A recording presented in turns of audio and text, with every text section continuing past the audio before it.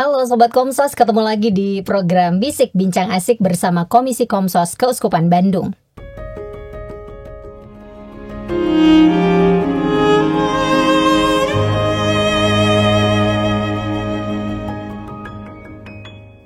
Hai, ketemu lagi kita dan di studio sudah ada Ibu Mutia Hidayat. Halo Ibu.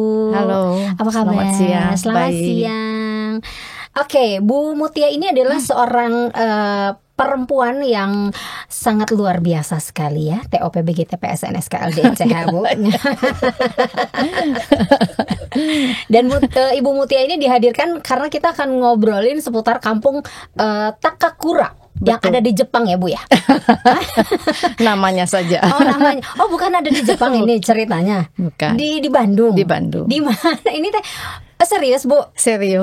Aku kira Ibu didatangkan dari Jepang langsung dari kampung Takakura ke sini. Enggak ya Bu ya? Enggak. Di mana itu kampung Takakura Bu? Jadi kampung Takakura itu ada di RW 9 di Kelurahan Sukamiskin, Kecamatan Arca Manik. Oh jauh ya? Jauh. Ya, Cicahem masih ke sana dikit lah. Kalau di rumah saya jauh. Rumahnya di mana Mbak? Kebun kopi, Oh, Cimahi. kebun kopi. Oke, apa yang spesial nih dari kampung Takakura nih Bu Mutia?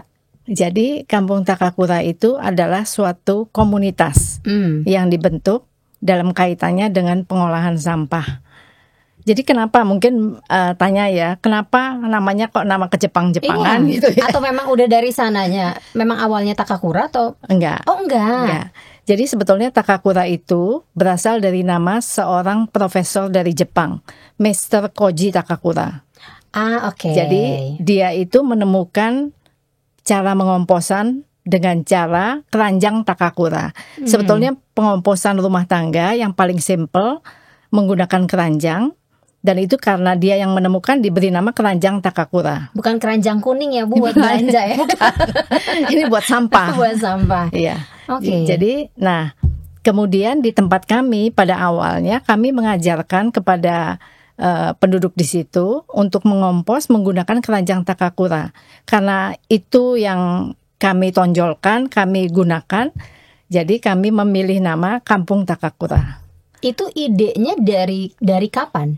Bisa keidean seperti itu. Tadinya kampung apa sih namanya? Oh, sebetulnya tuh perumahan. Di sana perumahan Arca Manik Endah sama dengan perumahan Kopo Permai atau yang lain begitu ya. Kebetulan di tahun 2018 di tempat kami itu ditunjuk sebagai kawasan bebas sampah. Kok iso? Ya, KBS ya. Dan itu hanya 8 RW se-Kota Bandung yang dipilih menjadi kawasan percontohan bebas sampah. Oke, ini menarik. Ceritanya dulu nih, dari awalnya gimana nih? Kok bisa bebas sampah itu dari mana nih? Ya, karena mungkin ada gerakan-gerakan. Jadi kami itu sudah mulai menginisiasi lah untuk mengelola sampah. Jadi oleh pemerintah itu, oleh Kota Bandung diberikan alat dari tahun 2016 sebelumnya. Terus kami mencoba menggunakan. Jadi kelihatan ada usaha-usaha mengolah sampah. Jadi makanya dijadikan percontohan di tahun 2018. Nah, kemudian sebelumnya itu kenapa saya jadi ikut campur gitu ya.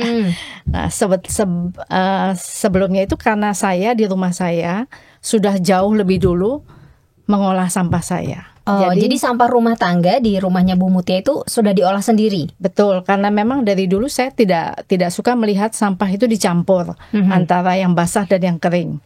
Jadi di rumah udah dipisahkan.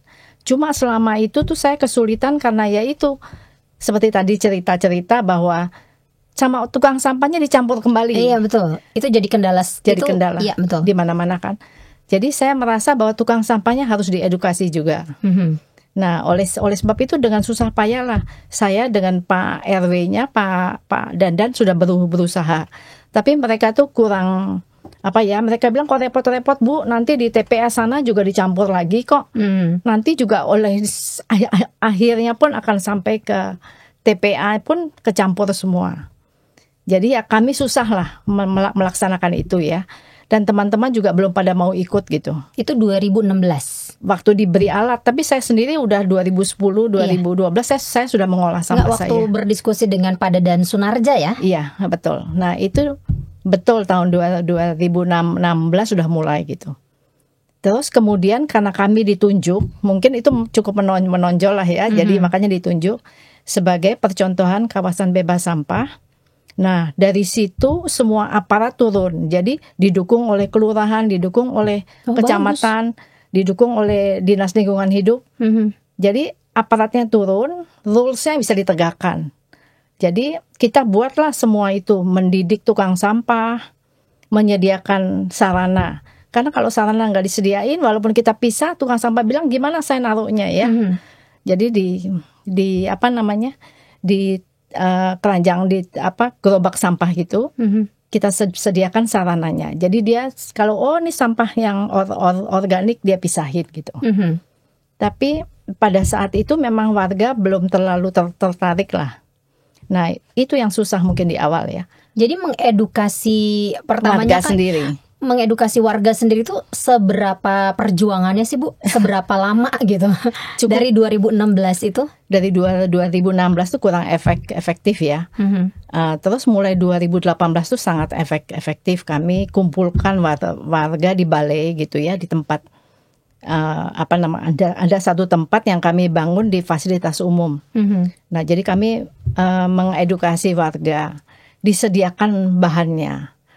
Bahannya itu apa nih bahan medianya? Jadi medianya mereka suruh bawa lah, di rumah punya keranjang apa aja. Yang penting lubang-lubang gitu.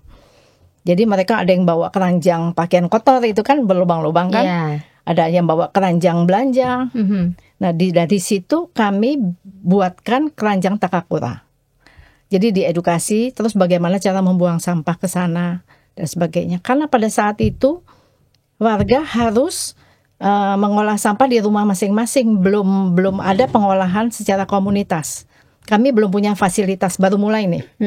Jadi harus dilaksanakan di rumah masing-masing. Nah kemudian dari situ ya tiap kali di RT itu ada arisan, kami datang bawa keranjang. Kemudian ya memberi edukasi dan sebagainya. Kemudian bahkan door to door setiap 3 bulan sekali dicek warganya itu udah melaksanakan belum gitu. Ada yang menolak nggak Bu? Banyak, mulanya banyak. Mereka bilang saya udah bayar kok. Saya udah bayar sampah, ngapain saya susah-susah milah. Harus milah lah apalah. Ya itu door to door lah, pendekatan satu persatu lah. Nah kemudian tapi banyak yang tertarik juga dari yang cuma apa sih, tapi setelah menggunakan wah iya ya saya dapat kompos, wah iya ya tempat sampah saya bersih, nggak diaduk-aduk pemulung. Kan kalau sampah kita masukin semua di luar kan si pemulung ngaduk-ngaduk ya, dia ngambil yang dia mau aja kan, berceceran kan. Tapi kalau sudah dipilah kan dia ini, jadi step demi step lah dilakukan. Kalau untuk kerja sama kayak RT, RW, kelurahan, kecamatan, itu seberapa sulit untuk menjangkau mereka? Mereka sebetulnya kalau di RT kan ini yang ditunjuk se-RW. Di RW kami itu ada 6 RT. Jadi itu yang bisa kita lakukan. Nah kemudian Bu Lurahnya, Pak Camatnya juga hadir. Pada saat kita kumpulkan, mereka juga mendorong lah, harus mendukung, betul, mendukung. Kemudian juga kalau DLH-nya menyediakan fasilitas. Nah itu yang menolong, sehingga akhirnya makin kemari kami bisa membuat pengolahan sampah secara komunal. Jadi kalau di rumah misalnya, saya sibuk nih dari pagi pergi sampai sore ya. Kalau lagi bekerja kan pergi pagi pulang petang kan. Kapan saya mau mengolah sampah saya di rumah nggak ada orang. Nah mereka boleh menitipkan ke komunal, pengolahan sampah komunal. Nah itu mulai kita bangun di situ karena banyak ada ibu-ibu yang kami datangi. Saya itu sudah tua, saya nggak bisa lah kalau saya bayar tambahan nggak apa-apa lah asal saya nggak ngolah sampah. Tapi mereka mau disuruh memilah tuh mau. Nah anak-anak mudanya bagaimana Bu? Kan ini berarti kan semua yang terlibat kan, satu keluarga itu kan orang tua, anak gitu. Nah untuk anak-anak mudanya sendiri di Kampung Takakura ini terlibat juga atau bagaimana? Nah, itu yang susah. Jadi sebetulnya challenge kami itu masih PR. Karena memang di kami itu seperti saya sendiri itu pensiunan. Jadi sebagian besar warga di RW 9 tuh rata-rata udah pensiunan. Memang udah purna tugas lah yang ada di rumah lah ya. Nah, itu kami yang memang punya waktu kan. Kalau anak-anak muda tuh ya susah. Jadi memang pelan-pelan, tapi mereka paling tidak mau memilah sampah. Karena kalau mereka tidak milah, mereka tidak mendapat stiker. Kita bikin stiker. Oh, ada apa tulisannya? Tulisannya rumah ini memilah sampah. Jadi sudah ditempelkan di rumah-rumah. Jadi malu juga mereka kalau rumahnya belum ada. Ada nggak di sana rumah yang belum ditempel stiker? Iya, mereka dikasih waktu. Oh, dikasih waktu. Ayo, kenapa kamu masalahnya apa? Oke. Masalahnya, saya kesulitan ini itulah. Kita bimbing lah ya, bimbing sampai mereka bisa. Akhirnya mereka dapat stiker. Oke. Kok Bu Mutia ini sih mau gitu? Apa ya? Mau atau tertarik gitu di apa ya? Menjadi pelopor komunitas ini? Ayo. Alasannya apa, Bu? Ya kan senang juga ya melihat komunitas yang apa namanya?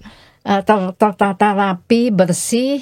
Kan buat kita semua juga enjoy ya. Tinggal di tempat yang memang tertata. Dan juga saya senang sih kalau dulu saya kerja ya, saya kan boleh dibilang sampai pensiun saya bekerja itu saya kenal hanya se-RT lah, boleh dibilang. Kalau itu tuh arisan kan ada, paling saya kenal itu. Tapi setelah di Kampung Takakura, saya bisa kenal Ibu A yang di sana, Bapak itu yang di sana, mereka berkumpul di Kampung Takakura.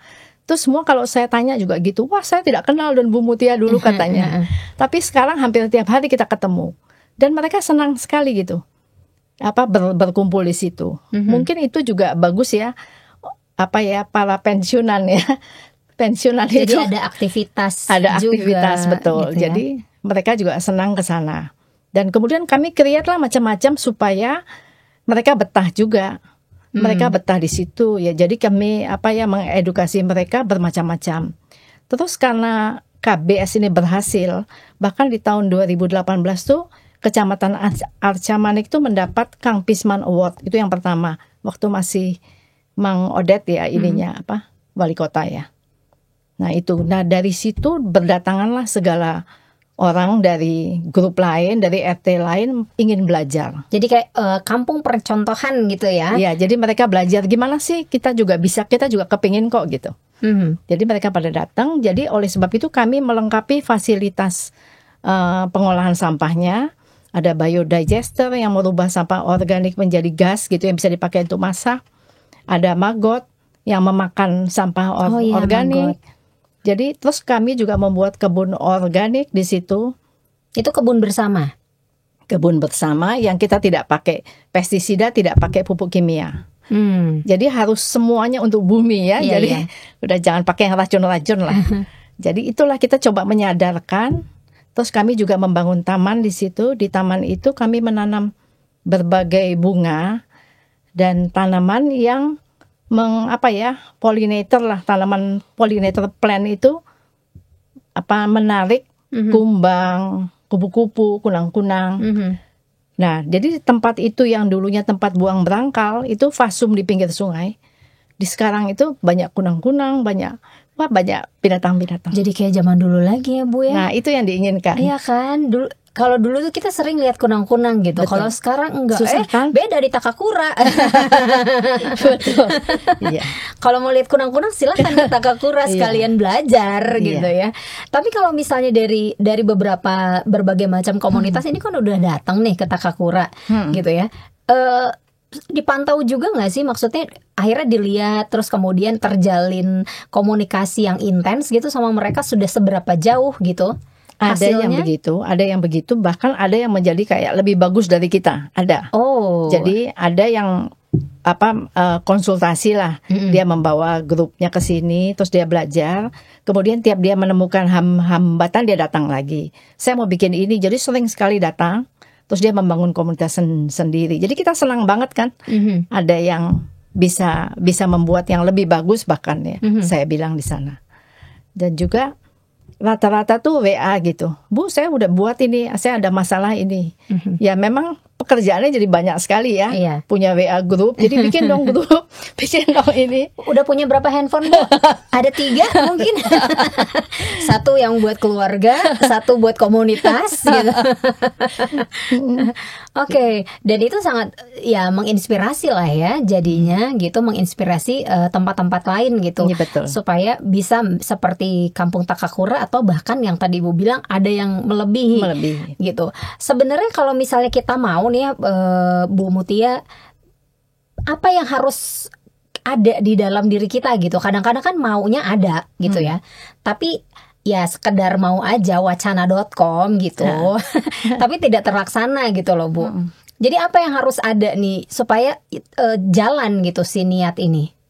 Untuk juga memilah sampah dan akhirnya tidak menyumbang sampah organik lagi gitu. Kalau saya sih pikir kita harus mulai dari diri kita sendiri ya. Jadi di rumah kita sendiri kita harus melaksanakan itu. Paling nggak kita tahu sampah ini berujung di mana, akibatnya apa. Kalau kita biasanya saya puterin film dulu kondisi Sari Mukti, kondisi sekarang betapa hiruk pikuknya sampah semua. Kemudian air yang dari sampah itu yang masuk ke dalam pertanian kita misalnya, berarti kan meracuni semua. Biasa saya putarkan film di awal-awalnya begitu. Kalau sekarang sih nggak usah diputarkan film, mereka tahu semua Bandung udah darurat sampah. Iya. Udah kebakaran sampai berbulan-bulan kebakarannya. Jadi udah bermasalah.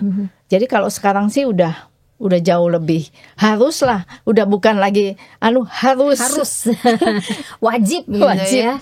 Kuncinya tuh harus wajib. Jadi kita milahlah dari rumah. Jadi kalau dari pengalaman saya itu biasanya itu kita melakukan dulu, orang melihat wah ternyata bagus ya hasilnya, kemudian bisa mau mengikuti. Kalau dulu begitu kan, walaupun itu yang mau ikut tuh sedikit.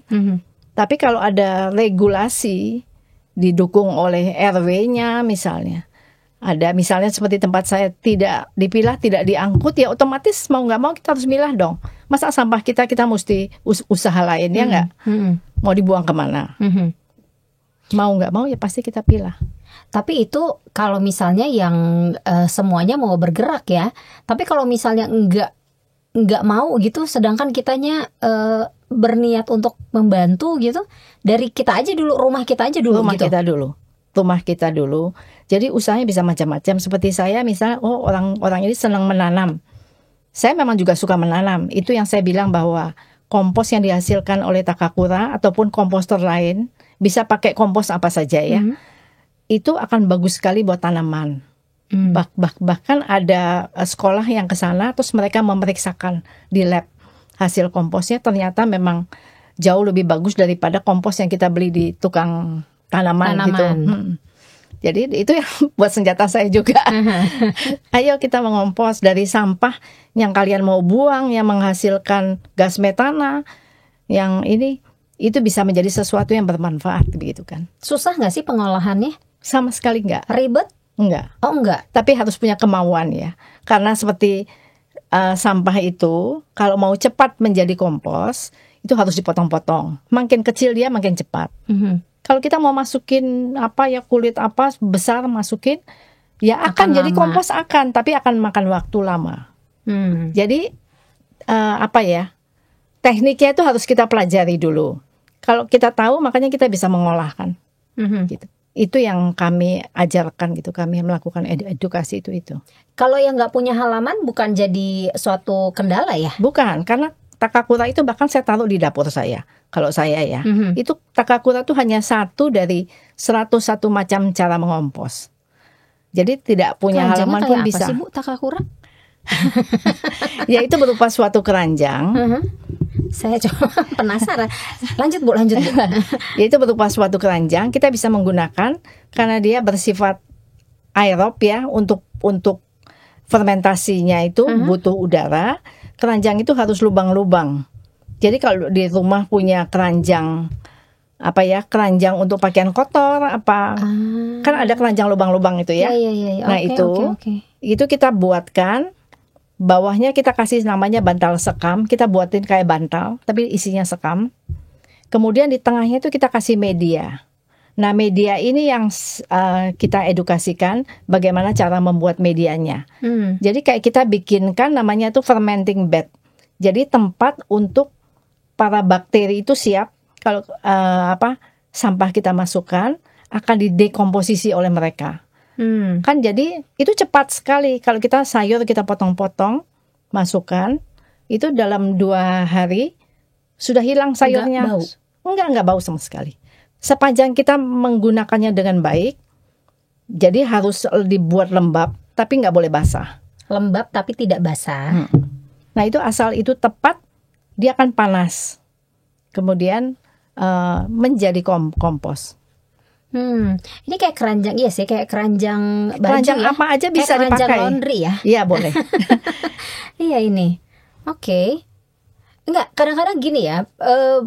Mungkin di berbagai macam tempat banyak yang bilang, banyak yang berkomentar, aduh satu ribet, kemudian bau, kemudian nanti malah jadi istilahnya ya jadi ngerepotin gitu.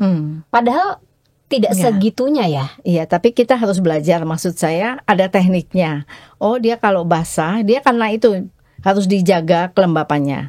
Kalau kita lihat, wah kok kita sudah lembab. Jadi kalau kita ada sisa sop, kita buang airnya dulu baru masukin sisanya gitu. Jadi kita lihat, oh kalau dia kok kering sekali ya, maka kita ambil air cucian beras atau apa, kita basahin. Ada tekniknya. Nah teknik itu yang diajarkan sehingga kita bisa mengelola. Mudah kok. Jadi kalau di rumah, asisten rumah tangga saya udah jago semua udah. Kalau dia masak, sisanya pasti dia potong-potong, masukin. Dan kalau kita makan ada sisa sambal atau apa bisa masukin. Oh, jadi nggak ada yang dibuang.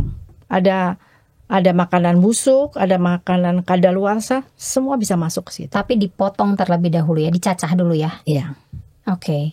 Jadi dengan begitu kan sampah organik itu tidak perlu keluar dari rumah. Oh berarti ini warga kampung Takakura ini sampah yang dibuang apa? Sampah yang dibuang masih residu namanya residu. Jadi sampah itu kan bisa kita kategorikan sampah organik, sampah anorganik, sampah B3 dan residu. B3 itu apa, Bu? B3 itu bahan beracun dan berbahaya. Jadi sampah-sampah seperti baterai, lampu bekas misalnya, alat elektronik, atau kita kalau ada earphone udah nggak dipakai atau apa, itu nggak boleh dibuang ke sampah. Kabel-kabel gitu. Okay. Itu kategorinya adalah B3. B3 itu terus kaleng bekas baygon misalnya. Itu harus dibuang di tempat khusus. Di Kampung Takakura kita bikin yang namanya drop box. Drop box itu semua warga bukan dari kami pun boleh membuang itu yang dikategorikan itu. B3 itu supaya itu tidak sampai ke TPA. Kalau sampai TPA maka logam berat itu akan keluar semua kan dia akan rusak dan lama-lama masuk kan, dan itu mengotori air tanah kan. Jadi itu tidak boleh dibuang. Jadi B3 itu tidak dibuang ke tukang sampah. Organik sebisa mungkin diolah di rumah masing-masing. Tapi kalau nggak bisa ya kita serahkan ke tukang sampah karena ada pengolahan komunitas, nanti dimakan oleh maggot kan. Kemudian yang anorganik kita kumpulkan juga di balai itu. Nantinya sebulan sekali kalau udah banyak kita panggil bank sampah. Kita panggil bank sampah, kita jual itu ke bank sampah. Ya kayak botol, kayak apalagi semualah, kertas, plastik, kaca, semua yang bisa dianu.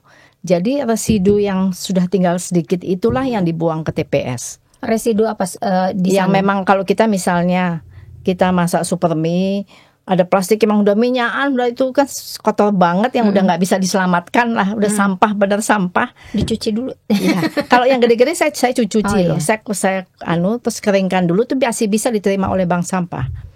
Kalau yang plastik agak gede-gede ya, tapi kalau kecil-kecil ya kami selain mengurangi ini membagi sampah ini ya, memilah sampah, mengolah sampah, kemudian juga memang harus dibarengi dengan gaya hidup kita. Gaya hidup kita tuh harus zero waste lifestyle lah.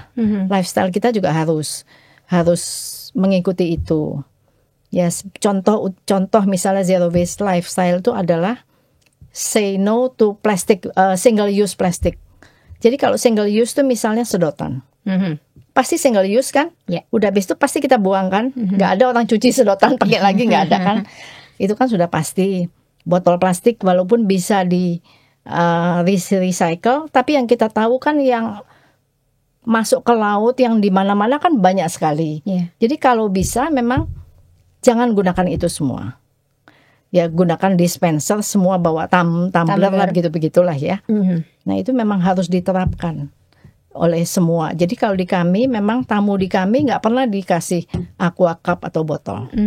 Kami ya sudah nggak apa-apa nyuci. Oke. Iya berarti kembali lagi ke zaman dulu kan. Dulu kita juga kalau misalnya ada tamu mah nggak pernah pakai air kemasan, pasti pakai cangkir. Pasti pakai cangkir. Seperti ini saya haus, boleh diminum Bu? Boleh, silakan. Iya betul sekali. Kalau dulu nggak sopan ya, kalau kita nggak pakai cangkir. Iya, kalau sekarang lebih cenderung mungkin orang lihatnya lebih praktis gitu ya. Betul. Padahal itu sama dengan kita menyumbang sampah. Betul. Jadi memang kalau bisa memang harus di refuse di awal tuh refuse. Kalau dulu kan orang kan kenalnya hanya 3R ya, reuse sama recycle. Jadi cukup untuk mengurangi, menggunakan lagi dan recycle. Kalau sekarang tuh banyak. Yang ujung pertama tuh refuse. Refuse tuh kalau bisa kita menolak. Jadi kalau kita ke toko bawalah tas. Yes. Ya kan? Setuju, ya. Tas belanja. Jadi kan pakai plastik, oh tidak perlu. Saya sudah banyak sebetulnya toko yang dulu udah nggak pakai ya. Ada yang suruh bayar kan ya. Iya. Tapi sekarang kayaknya balik lagi. Itu susahnya ya. Ada tulisannya ini plastik recycle kok katanya gitu padahal kan. Nggak juga ya. Jadi ya orang berkelit lah. Terus ya itu kalau kita menggunakan itu kita tolak dulu kan pasti nggak Tapi masalahnya gini Bu, kalau misalnya kita belanja gitu ya, kita belanja di supermarket atau minimarket itu kan semua kemasannya kemasannya kemasan plastik gitu kan, atau ada yang mengandung plastik gitu. Nah itu bagaimana kita mau refuse-nya gitu? Memang ya sebisa mungkin kita refuse. Makanya yang namanya zero waste itu memang tidak bisa kita sampah kita nol tuh nggak mungkin ya. Jadi itu memang definisi zero waste lifestyle itu adalah suatu filosofi yang memang kita harus melakukan langkah-langkah ini sebelum menjadi sampah. Refuse dulu, terus reduce dulu, kurangi. Jadi kalau kita belanja misalnya, kita pakai list. Saya memang selalu melakukan itu karena kalau saya ke supermarket atau saya ke Ace Hardware atau IKEA, dari saya mau beli apa, nanti pulangnya saya jadi banyak. Betul kan? Iya. Jadi ini kok lucu ya. Oh ini murah loh. Beli semua satu lucu dapat dan murah. Beli satu buy one get one. Wah ya beli, dari nggak mau beli jadi beli kan. Padahal belum tentu kita butuh kan. Betul. Nah, jadi ya itu yang coba kita kurangi semua. Kita lakukan dulu prosedur ini. Oh iya ya, saya nggak butuh kok ini. Jadi itu untuk semua macam lah, pakaian kah, apalah, makanan kah. Kadang-kadang kan di lemari es, oh ya ini belum dimasak, udah kelewat nih kayaknya kan. Iya, expired date-nya. Ya lewat gitu. Ya itu, makanya kita perlu bikin list, misal direncanakan lah, kita mau apa untuk mengurangi sampah. Ya itu yang kita kita tekankan kepada teman-teman untuk mengurangi sampah itu. Oh ya ini saya hampir lupa nih, di Kampung Takakura kan pasti ada juga yang punya ini kan Bu, binatang peliharaan. Nah untuk kotorannya bagaimana nih?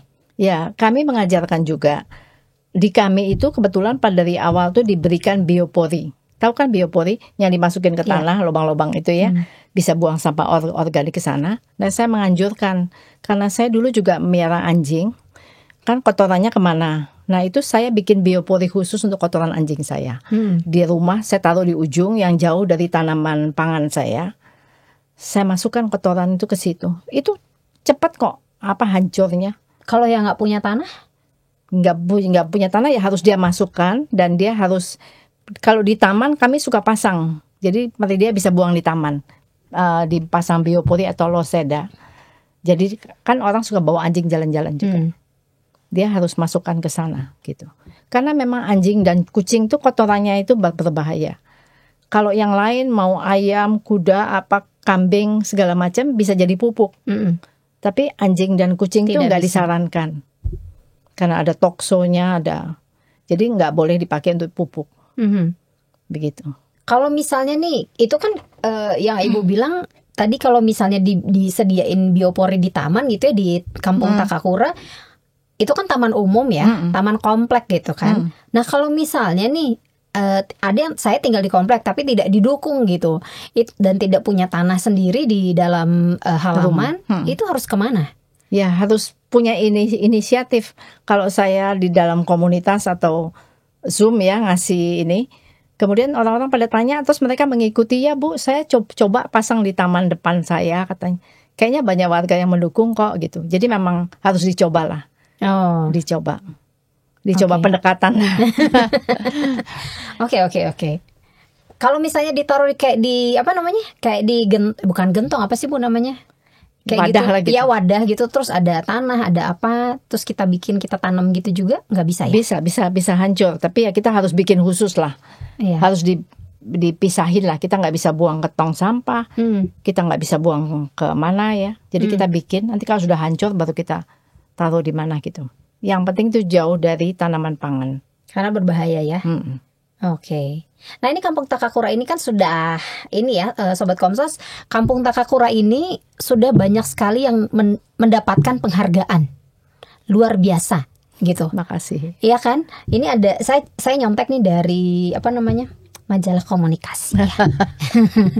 Ini ada Piagam Wali Kota Bandung gitu ya, sertifikat sebagai lokasi program kampung iklim kategori utama, salah 2-nya. Salah 3-nya Piagam dari Wali Kota Bandung atas peran aktif dan partisipasi dalam implementasi gerakan Kang Pisman yang tadi sempat disinggung ya. Dan masih banyak lagi gitu. Nah ini ada niatan gak sih untuk mendampingi kampung-kampung lain, Takakura yang lainnya gitu Bu? Oh, itu bukan hanya niatan tapi ada keharusan. Jadi itu kan ada dapat penghargaan program kampung iklim, Proklim namanya. Proklim itu adalah program nasional yang di-launch oleh Kementerian Lingkungan Hidup Jakarta. Mereka bikin tingkatan. Jadi ada Pratama, Madya, Utama, Lestari. Jadi ada tingkatannya. Nah, itu mereka verifikasi. Wah, lokasi ini udah bisa dijadikan kampung iklim. Ini dalam usaha KLH untuk mengapresiasi masyarakat yang melakukan semua tindakan lingkungan hidup ini. Dan juga jadi bahwa di tempat itu harus sudah ada gerakan yang untuk adaptasi. Bila mana ada bencana kita sudah siap, ada ketahanan. Dan mitigasi mengurangi emisi rumah kaca. Kebetulan Kampung Takakura di tahun yang itu diverifikasi, ternyata kita langsung udah dapat Utama. Jadi itu ada Pratama, Madya, Utama. Kita langsung udah dapat sertifikatnya Pratama. Kemudian di tahun ini kemarin kami sudah mendapat yang Lestari udah paling tinggi nih ya dari KLH. Dan untuk mendapat menjadi Lestari, ini contoh aja, kita harus membina 10 kampung. Oh, jadi itu memang harus ya jadi. Nah, selain keharusan yang dinilai, itu kan dinilai ya. Itu juga ada ya yang kampung-kampung yang semua yang belajar ke kami itu, yang dari kabupaten mereka kan belajar, terus mereka berkomunikasi. Mereka namanya apa ya? Studi tiru katanya. Untuk melihat gimana, terus mereka mencoba buat. Itu yang kami lakukan sampai hari inilah. 10 kampung itu dipilih atau Ibu pantau atau bagaimana nih? Jadi biar kepilih gitu misalnya. 10 itu kita dekati. Jadi biasanya dengan bantuan kelurahan juga. Jadi daerah Camanik juga dicarikan. Kalau bisa ada 10 di situ lebih baik kan, nggak susah buat kita kan. Tapi kalau nggak ada ya harus tetap 10-nya diambil dari tempat-tempat lain. Nggak niat ke Cimahi, ke daerah Kebon Kopi mungkin. Bu, ya, jadi kota Bu. Dan di situ mereka harus ikut gitu. Jadi mereka harus punya kemauan juga. Setelah diberitahu dan mau, mereka juga harus mengusahakan mendapat paling nggak Pratama lah. Proklimnya. Karena se-Indonesia tuh ada target tahun lalu itu harus 20.000 kampung yang mendapat predikat itu. Mendapat predikat itu berarti udah melakukan tindakan itu semua. Iya. Misalnya kalau mitigasi, misalnya untuk udah mengolah sampah, udah memakai energi terbarukan. Jadi kita lebih banyak pakai yang solar misalnya. Terus sudah dicatetin semua itu oleh si penilai dari KLH. Dia lihatlah kita punya berapa, apakah kita sudah mengelola air hujan, apakah kita punya resapan air. Mengelola air hujan buat? Jadi air hujan tuh ditampung. Musim hujan nih Bu soalnya. Ya. Bagaimana? Ya, cocok nih. Ada caranya. Jadi ya misalnya dimasukkan ke satu gentong lah gitu ya. Kita harus punya galonnya lah, wadahnya lah. Ya kemudian tuh ya ada mekanismenya lah dari talang. Kemudian selama 15 menit yang pertama tuh dibuang dulu airnya, baru kemudian disimpan. Nah itu bisa dipakai buat menyiram misalnya. Jadi ya itu yang kita lakukan satu persatu gitu. Maju lagi apa. Masih belum selesai sih, masih banyak ya. Biar semua nih Kota Bandung ayo dong gitu ya Bu ya. Kan ini baru membina 10 kampung ya? Ya itu yang khusus harus membina. Kalau yang lainnya itu yang datang itu kami sampai hari ini itu sudah mengedukasi 3.800-an orang. Kalau datang pribadi boleh? Boleh, tapi kan mesti janjian dulu kan, pakai waiting list maksudnya. Kami menentukan kami berkumpulnya tiap hari Selasa. Jadi biasa Selasa tuh sudah ada, Selasa ini siapa yang kami terima gitu. Karena dari sekolah-sekolah juga, dari playgroup, anak-anak SD, SMP, SMA, bahkan anak-anak mahasiswa. Kemudian juga ada mahasiswa yang memang tesisnya dia ngambil di Kampung Takakura. Udah ada 5 anak mungkin. Tahun ini udah penuh berarti? Atau masih bisa? Masih. Oh masih bisa. Jadi kalau Mbak nanti mau bawa dari lingkungan kopi, dari kebun kopi. Kalau kita misalnya dari lingkungan dulu deh gitu. Lingkungan tuh lingkungan gereja gitu ya misalnya. Dari kalau saya lingkungan Dominikus. Boleh. Gitu. Mau ke sana dari ini aja dulu, internal dulu gitu ya. Bisa.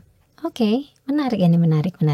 Karena kan sesuai juga dengan tema keuskupan ya. Iya. Tema keuskupan tahun ini adalah merawat bumi rumah kita bersama gitu. Jadi sukacita merawat bumi. Sukacita merawat bumi rumah kita bersama. Jadi kan bersinergi gitu Bu, gitu. Apalagi ini masih baru awal tahun ya. Betul. Jadi mari, ayo gitu. Diterima dengan tangan terbuka. Oke. Nanti ada nomor telepon Bu Mutia? Atau harus ditanyakan langsung aja ke Komsos gitu ya, untuk nomor teleponnya, untuk menghubunginya ke siapa gitu. Atau nanti hubunginya ke siapa sih? Ke Bu Mutia langsung ya? Boleh ke saya, boleh. Ada satu ibu yang memang meninggalkan nomor, tapi biasanya hubungin saya, nanti saya kasih dia yang punya jadwal. Karena kalau sekolah itu kami harus rapat dulu. Ini kelas berapa? Sedang belajar apa, mata pelajarannya apa, supaya bisa sesuaikan. Misalnya aja contoh, dia bilang, nih saya kelas 4 lagi belajar metamorfosis. Nanti kami tekankan dari metamorfosis si maggot, dari telur jadi lalat, nanti sampai jadi pupa, prepupa gitu ya. Itu kan metamorfosis, dan itu bisa menghancurkan sampah. Jadi anak-anak tuh lihat, terus mereka dari belajar teorinya juga, melihat prakteknya juga. Itu senang sekali mereka ngelihat ugat-ugat. Kalau kita geli-geli. Tapi bermanfaat loh maggot itu. Iya, sangat gitu bermanfaat. Sangat bermanfaat gitu. Iya. Bu Mutia pengennya ngomongnya lebih panjang ya. Masih ada waktu nggak nih? Sejam lagi. Bu Mutia apa yang ingin disampaikan nih? Ya Bu Mutia kan sebagai penggiat dan juga pencinta lingkungan hidup gitu. Apa yang ingin disampaikan kepada Sobat Komsos agar apa yang kita bicarakan di Bisik ini juga bisa menginspirasi Sobat Komsos dan keluarga? Begitu ya? Iya, bisa mengikuti nih jejak teman-teman di Kampung Takakura. Ya, mungkin saya mengajak Sobat Komsos ya, untuk mulailah dari rumah tangga, dari keluarga sendiri dulu. Jadi mulailah yang belum memulai. Paling gampang adalah memilah sampah yang pertama. Yang pertama ya. Kemudian ya bisa dimulai dari rumah sendiri, seperti hemat energi, ya seperti yang anak-anak juga mulai dididik menghabiskan makanan. Nah itu yang bisa dilakukan di rumah. Tanamlah bunga-bunga. Jadi kalau di halaman ada tanah sedikit, tanamlah bunga-bunga untuk mengembalikan biodiversitas kan alam ya, biodiversifikasi. Jadi itu kalau dia lakukan, paling nggak kita sudah membantu kan. Kalau dari rumah sendiri kita sudah melakukan, kita bisa mulai mengajak RT, tetangga, kiri kanan, atau umat di paroki, atau umat di mana bisa diajak. Sebetulnya di KLH itu selain program Kampung Iklim, mereka juga bikin loh eco office, eco pesantren. Jadi ada semua tuh yang kalau sudah memenuhi mendapat sertifikat.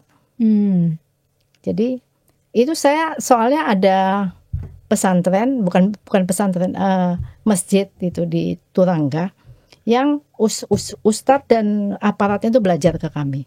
Terus mereka menerapkan. Itu bagus-bagus sekali. Jadi dia bilang biasa kalau Jumat tuh orang makan sembarangan. Buangnya itu. Tapi sekarang mereka mewadahi, sudah dipilah sampahnya. Dia belajar bikin ekoenzim. Wah, ustadznya sendiri semangat gitu. Luar biasa ya. Luar biasa sekali. Nah, jadi kemudian ada juga yang masjid itu mendaur ulang air wudhu. Air wudhu kan bersih ya. Itu bisa dipakai untuk nyiram tanaman. Instalasinya dibuat lah. Jadi itu salah satu itu. Cuma saya belum dengar di Bandung eko gereja belum ada yang dapat kali. Ayo. Keuskupan Bandung, ayo bisa. Jadi greget nih. Iya. Setelah nonton acara bisik dari ngobrol nih sama Bu Mutia, ada nanti eko gereja. Ada ya. Eco friendly gereja. Ada Romo Eko. Betul sekali. Apa lagi Bu yang ingin disampaikan? Ya itu jadi menurut saya ya jangan melihat sekecil apa yang bisa kita lakukan. Kalau semua melakukan yang sama, pasti ada perubahannya buat bumi kita ini. Jadi jangan mikir saya nggak minum tidak membawa tumbler paling cuma satu. Lah kalau berapa juta orang ngomongnya begitu cuma kan, satu ya. Cuma satu gitu. Jadi sekecil apapun lakukanlah gitu. Oke. Mulailah dari diri sendiri ya. Baru sebarkan ke yang lain. Bu Mutia Hidayat, terima kasih loh.